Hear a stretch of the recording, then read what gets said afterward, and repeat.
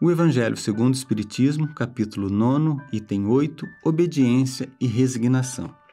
Meus irmãos, essa mensagem do Espírito Lázaro nos faz refletir sobre duas virtudes que por vezes são consideradas frutos da covardia, mas que na realidade são filhas da fé, a obediência e a resignação.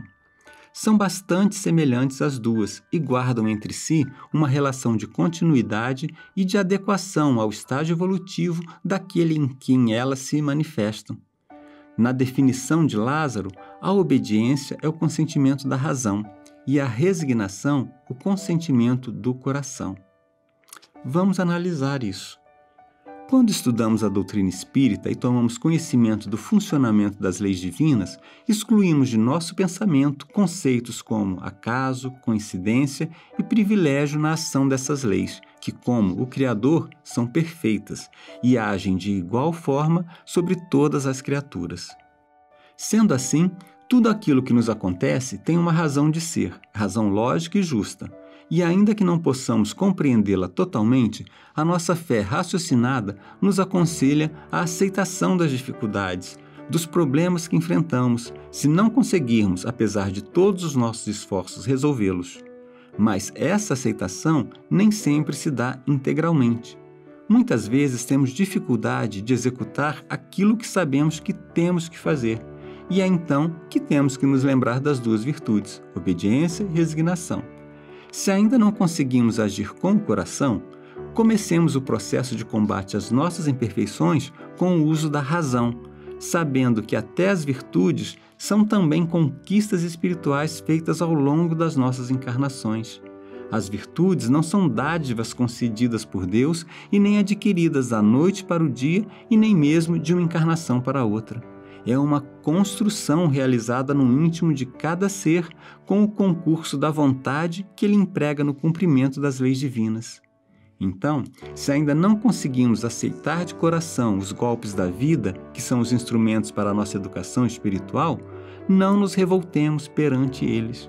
Procuremos obedecer os ensinamentos do Cristo com dedicação, com fé, com determinação, buscando perdoar, amar o próximo, dar a outra face na medida do que pudermos fazer e sempre nos esforçando por fazer um pouquinho mais. E nesse exercício, movido pela razão, um dia haveremos de nos surpreender, pois aquilo que inicialmente era uma obrigação, uma imposição que fazíamos a nós mesmos, terá passado a ser feito de forma espontânea, a ser feito porque simplesmente não conceberemos mais outra forma de proceder, e então estaremos agindo de coração, porque teremos conquistado a resignação, o consentimento do coração, que nos aproximará ainda mais das regiões celestiais. Assim também, o que inicialmente só entendemos com a razão, um dia aceitaremos com o coração. Emmanuel tem uma frase que complementa esse ensinamento. Ele diz que a disciplina antecede a espontaneidade.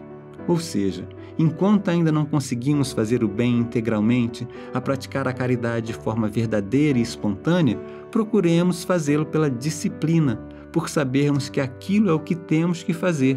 E um dia estaremos fazendo o bem de forma espontânea, sem mesmo notarmos. Sigamos a voz da nossa consciência racionalmente.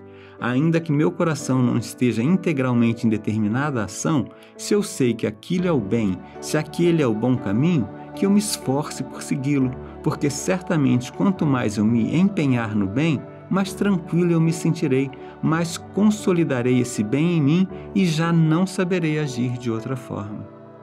Muita paz, meus irmãos. E vamos agora a uma mensagem do livro Caminhamos Juntos, pelo Espírito Camilo Chaves, psicografia de Giva Teixeira Oliveira. Nas voltas do caminho, surpresas aparecem, colhendo-te de improviso nas malhas da inquietação. Dificuldades assomam, frustrando tuas melhores esperanças no ideal que acalentas. Enfermidades surgem, impossibilitando-te a realização de tarefas que julgas inadiáveis. Sofres, enfim, constrangimentos que se te afiguram prejudiciais à vida e ao trabalho. medita entre mentes na sábia vontade de Deus, que muitas vezes, nas voltas de caminhos que desconheces e que te armam ciladas perigosas, coloca a dificuldade ou o desengano, a surpresa ou a contrariedade a teus planos, a fim de possibilitar-te trânsito livre amanhã, rumo às reais necessidades e realizações de teu espírito no plano imortal da paz e da felicidade. E elevemos os pensamentos numa prece.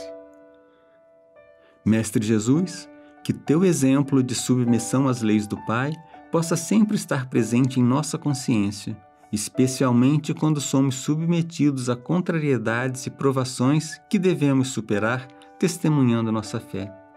Quando foste submetido a injúrias, provocações e até mesmo ao ser injustamente condenado, tudo aceitaste com resignação e fé, afirmando ser necessário que tudo se cumprisse conforme planejado, mostrando que um poder maior, uma vontade soberana rege nossos destinos, embora não a compreendamos, porque temporariamente somente estamos enxergando com os olhos da matéria, e nossa fé nos indica que um dia veremos de compreender o porquê de todas as vicissitudes que tivermos enfrentado. Mas enquanto encarcerados na matéria, por vezes nossa alma, qual filho rebelde, espera que nossos desejos prevaleçam sobre a vontade do Pai, que sabe o que é melhor para cada um de seus filhos. Mestre, se nossa fé ainda não é forte o suficiente para atingirmos em nosso coração a resignação frente às adversidades, que consigamos pelo menos aceitá-las com a razão, lembrando que Tu estás no comando do planeta e assim obedecer Teus ensinamentos de paz, entendimento e perdão, até que finalmente curvemos nosso espírito rebelde frente ao Pai e digamos de coração as palavras que Tu nos ensinastes. Seja feita a vossa vontade, assim na terra como no céu, meu Pai. E que assim seja.